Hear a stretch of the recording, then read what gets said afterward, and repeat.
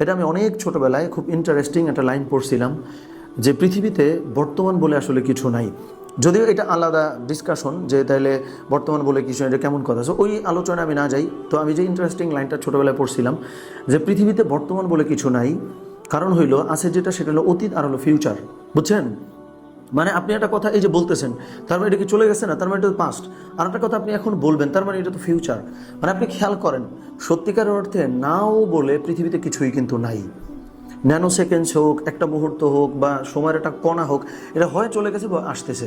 So যেটা আগামীকাল আসতেছে ওইটারে হয়তো আমরা বর্তমান মনে করি, যেটা গতকাল গেছে ওইটারে হয়তো বর্তমান মনে করি। কিন্তু মূলত সব কিন্তু অতীত আর সব হচ্ছে ফিউচার।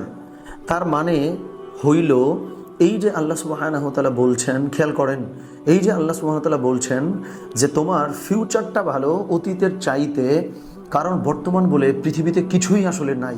বুঝছেন?